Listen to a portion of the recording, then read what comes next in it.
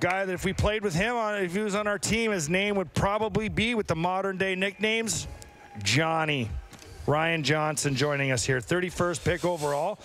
First round draft pick. That up. What is your nickname? Yanni. Yanni. Yeah. That's close, Petey. J's silent. The J is silent, like yogging. Yes, exactly. Is that an Anchorman joke? No, it's just something that stuck. Just So Yanni. Yeah. Okay. All right. Yanni, So, I like so it. Yanni. All right. So European Johnny. So I'm not far off. Why did it take so long to get here? You know how important this We actually saw you walk down, and we see that you put us on what Yanni would call the back burner. Yeah. I was getting equipment, so. Unacceptable. The hell you need Terrible equipment answer. for? Let's move on. What do you need equipment for? You're a first round pick. They took me. Couldn't do anything. Who took you? The equipment manager. Willie. Is his name George? Yeah. No. Willie did? Willie did. It was George? It was George, see? Have you experienced the George? Yes. Yeah. Yes. He's a little... I was just telling a story where one night he lit his hands on fire before the game to get the boys going. So anyway, that was yeah. This guy will do anything. He's one of the best. What's it take to get you motivated to play? Anything. Anything. Just myself, mainly. Just yourself. Yeah, just motivate myself all the time. So. Listen, new age defenseman. I don't know what that means, but that's what they're describing you as right now. New age defenseman. Can you kind of try and break that down, or what your thoughts when you hear something like that? I think the new game is faster. It's got more skill and a little more offense. So I think I'm kind of all those things, and I play more two-way defenseman, and I could join the offense, and I use my skating to do that. So. Yep. Did you think you were going to be a first-round pick?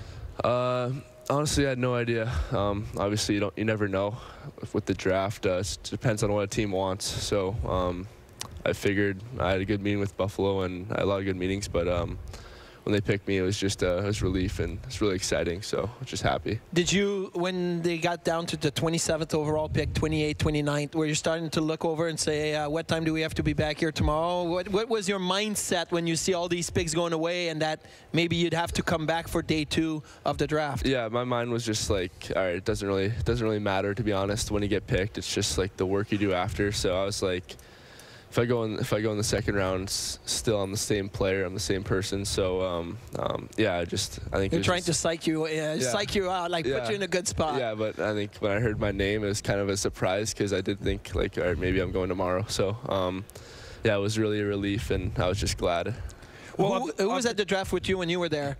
My dad was Craig, my mom Brittany, my sister Shay, and my brother Eric. What was the feeling like when your name came out? Like, was everybody so surprised, and were there a few tears around the family? Yeah, they were kind of relieved too. They were like, all right, like it's been a while, it was a long night, and they're like kind of just waiting. Or seeing all like the other kids go up, so we were just watching mainly, and then when they heard my name, they're kind of excited. I could tell. How's the feeling for the whole family? I know it was your day. I think now that I'm a father, and looking back to when I was going through it, I literally, it feels like it was yesterday. I can't imagine how stressful it is for your family, your mother, your father, to put all this time and effort into your hockey. You know, how was it as a family when you were picked 31st overall? Was it just a huge relief, like almost like, wow, all that work that you've put in up to this point, and now you're a first-round draft pick in the NHL? How is the, after, I'm not talking at the rink. I'm talking when you went back to the hotel that night, and you just looked at your mom and dad, and like, how was that feeling? Yeah, my mom and dad they're the biggest contributors to me and where I am to this point. So I was just grateful for them, and I think they finally realized that like all my hard work too paid off, and extra time off the ice where I'm stick handling or doing things like that, shooting pucks. I think they're like, all right, so it's paying off. So it's good to see that. Hard work pays off, and now it's just the start of now a new chapter, right? Yeah, exactly. Whole new chapter, whole new set of goals. So. Being ranked where you were ranked, we're talking with Ryan Johnson, 31st pick overall in the draft the other night, first rounder. Buffalo drafted him from Sioux Falls Stampede. Being where you were ranked, how many meetings did you have? I had all 31 meetings. You did? Yeah. I could have went anywhere, so.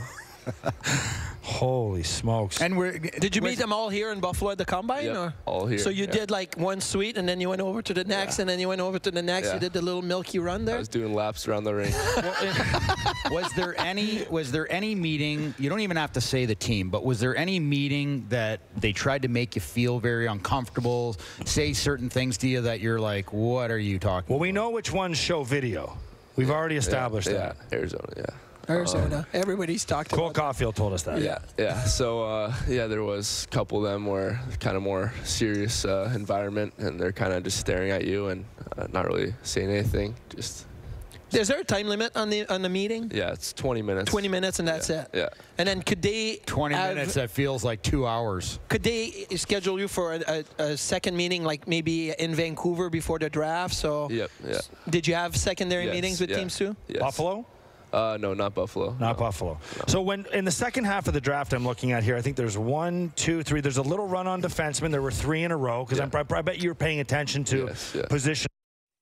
Yep. Now going into the draft, can you remember where, like I went 34th, so I could have gone anywhere from high 20s to, you know, through the second or third round. So I was always thinking, okay, this team I think wanted a defenseman, this team wanted a forward, this team wanted a winger, they wanted this type of guy. Did you know which teams were looking at defensemen, and do you feel like you were better than the defensemen that were being taken at the time? Because that's a common emotion, too, in a draft when you see guys, and it's a motivator, too. Yeah, obviously I hadn't seen a lot of the D play that got picked, but it was actually good to see the D going before me, which meant that teams were taking D, so I was just kind of glad in a way seeing that, like, all right, so D are being taken, so it means I have a greater chance of going tonight. So that was kind of my mindset. And So where did you go from the draft? Did you go home first? Did you bring your gear? We asked Dylan the same question. Yeah. Because it's kind of a whirlwind of a week. And what does your agent tell you? Do they say bring your gear, pack for a week? Because some teams, maybe all teams, do the development camp right after? Yeah, I brought my gear, and I actually live fairly close to Vancouver on the West Coast. So went home, just dropped off my stuff, skated and worked out, and then headed right over after. That's just a hero answer. You didn't do that. Skated and worked out. Skated and worked out. We're not buying that. I did. All right, he looks pretty serious. No, he is serious. Okay, youth hockey. You were on the West Coast, California. Yeah. So, I mean, you look at your, elite prospect. You played for the Anaheim Junior Ducks, and then you played high school. What was it like growing up in California? Because we're seeing more and more players now from Arizona, California, Florida. What was the hockey like when you played for the Junior Ducks, and where do you think it's going to go in the next few years with California being such a good place? The Junior Ducks, our team, we had a really good group, I think, and we started when we were like really young, 6 around, and just developed that team, so we got pretty good. And then we'd have competition. We'd play the Junior Kings. Yep. And it was kind of back and forth. We're usually better than them, but they gave us good competition. So it wasn't California hockey. It's getting a lot better, and it's growing in a lot of areas. So it's good to see. And a lot of guys leave when they're 14, 15, but I think honestly staying's another option where you get to develop at home, and you're comfortable at home, and just. Where was your high school when you played high school hockey? Was that around home as well? Yeah, that was close to home, and it was really cool playing for your high school team, and going to class with some of your teammates was really special. So. We're talking with Ryan Johnson right now, 31st pick overall in the first round of the draft Friday night, obviously by the Sabres, and you're listening to the Instigators. Cool little factoid about your dad involved in the Gretzky trade. Yeah. Read that one on social. Yeah. Well, what do you mean? I guess you can say that. I mean, that's got to be pretty cool. Yeah. He was involved in it, but there's a lot of other guys and some money involved. So I guess you could say you got traded with Gretzky, but there's a lot of other parts to it. Yeah, Roman Volpak can say that too. Yeah, it's true. Yeah. Well, I mean, he was obviously a huge influence on your career. You've already mentioned that, but. What is it like? I mean, it has to be, or to at least your experience and seeing other kids too, it has to be an advantage having a father that played pro. Yeah, it's really nice having him around, and he gives me advice and pushes me a lot. So it's really nice to learn from him, and as well as I was able to kind of be in the pro environment as well growing up. So I thought that was really special to have that opportunity, and I'm just grateful for him. How is it that you're a defenseman, he was a forward? How does that happen? I always it's weird to me that, you know, for example, my son is 15 now, and he's a centerman, and I'm like, I was a defenseman, and you're vice versa. How did you get into playing defense? Did you ever play any forward at all when you were a young kid? Yeah, I played forward up until I was a squirt around, and then what was that? Squirt. What's a squirt? Squirt around? Squirt. Squirt is Adam? Is that Adam? It's like after mites. Yeah, so it's Adam. The squirt is. So that's the okay. So you were never really a forward then? I was a little, but I mean, yeah, no. Do you have your stats from that year? No. So yeah, I played forward, and then my dad figured there's only 3D on the team. Might as well move you back because he was the coach. So yeah, he moved me, coach's kid, and kind of fell in love with the sense. Awesome.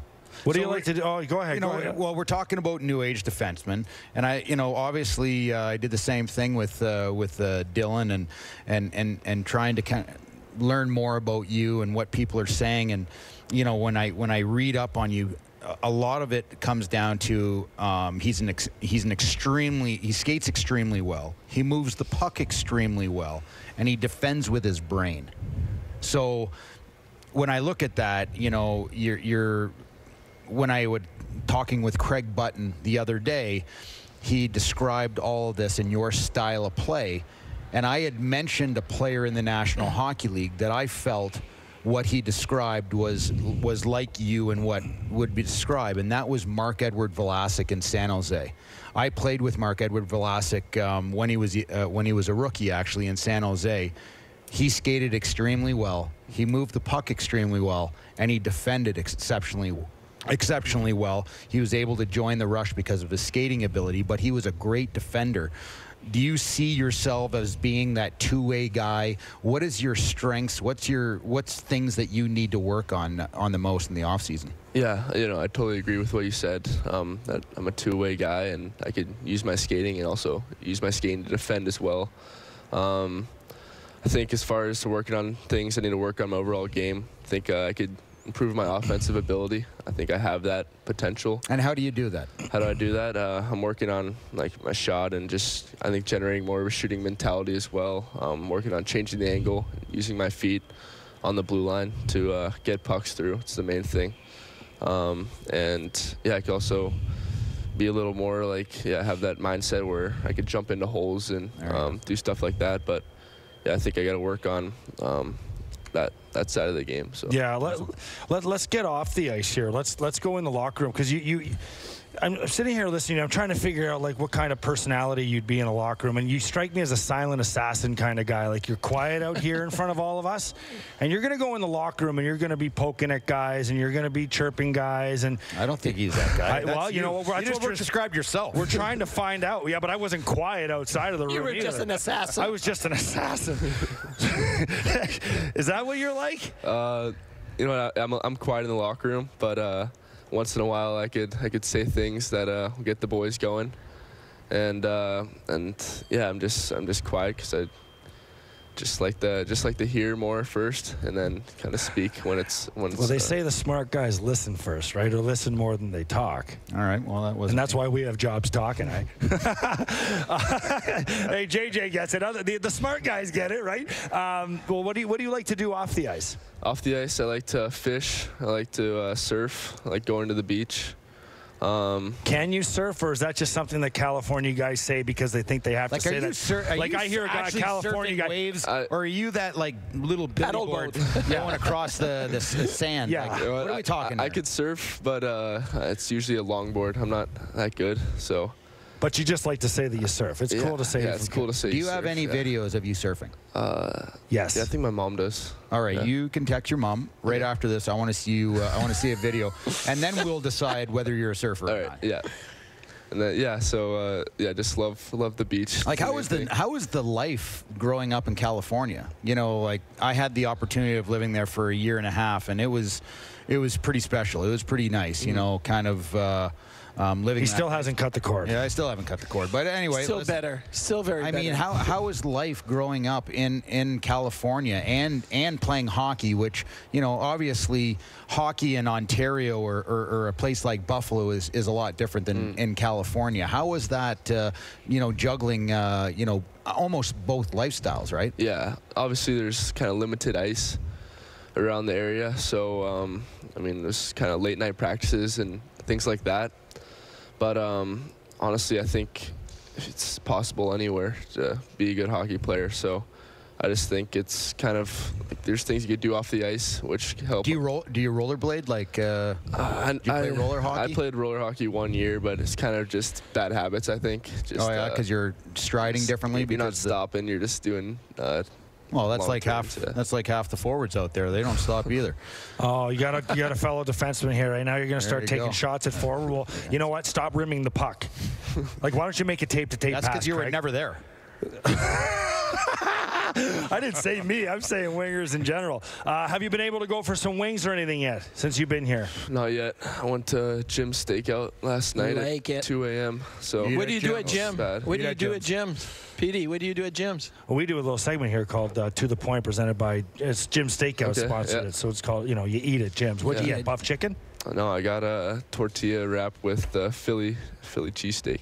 Nice. A tortilla. Yeah. Tortilla. Both you guys gotta could stay light. afford to throw a dozen wings in today. You guys earned it. What's your body fat? I don't know. Under 8? Under 4. Under 8. No. I'd say under 8. Sounds more reasonable. Okay. Yeah. Under 7? Do you throw rights or lefts? Lefts. Oh, yeah. You're lefty. Oh, Yeah, sneaky. Lefty. Yeah. Don't let people know that. So you got to catch them by surprise. You keep that in the bank. You know, fighting's on the rise again in hockey. Yeah. Figure it out. Like, you say you're lefty, right? So how many Look fights? at these guys. How many fights did Cam Neely have in his career? Not many. Didn't have to. Well, that's like our boy Dylan over here. One punched a kid in preseason. The whole WHL was like, we're not going through UConn Gold again. My point with Cam Neely is when he was angry in the Stanley Cup Finals, did you see Cam Neely during the finals taking a water bottle and chucking it at the wall when Boston gave up that goal? Yeah. Yes, lefty. He threw with his left hand. People were surprised that he was a lefty. You go back and watch his tapes. He's throwing left bombs all the time, but nobody knew he was a left-handed. Watch him pummel our old coach Lindy in the old odd. Yeah. Absolutely destroyed him. Poor Lindy. I feel bad for him. There are some fights you watch, you're just like, eesh. You know, let's call this one quits. You ever been in a scrap? I got in a scrap, last year. Or, it was during the game, and it's like we're up 5-0. This guy's on my teammate, so I 5-0. What does that mean? 5-0? 5-0. 5 zip. Okay. 5 cob. 5 zip. So I pull this guy off, and he's kind of bigger than me, it's usual. So I pull him off. You start suckering him. And I have him kind of in a grip, and then he drops his gloves. And I'm not really expecting it. It's well, you're yanking him out of the pile. What do you think he was going to do? Well, I was just pulling off my teammate. I just thought, it's 5-0. Like, well, what are you doing? He's looking for it. Yeah, he drops his gloves, throws an undercut, hits me right at the edge of the visor, so I got lucky. And then, I kind of just turtled from there and just fell. I love it. That's awesome. So he didn't even break your snorkel and you went down? Well, I was kind of off balance, so I turtled, so just fell. Listen. That's good. You got to protect yourself, too. You got to protect your teammates. You know what? Absolutely. I think that's good stuff. It doesn't happen enough anymore. I'll tell you that. All you got to do is pull them off a pile. Yep. But I'll tell you what you don't want to do is you don't want to get knocked out in front of 20,000 people on the road. That is not a good feeling. With that being said, great interview. You're a very polite young man. And let me ask you just before you go. We're getting the wrap. Your own timetable. When would you like to see Ryan Johnson in a Sabres uniform? I'd like to see it as soon as possible. Obviously, it's my goal, to go into development camp and have a really good camp. And but I think college would be good for just my development. So I am ready because obviously it's really tough to make this league. And so I'd like to be ready though as soon as possible.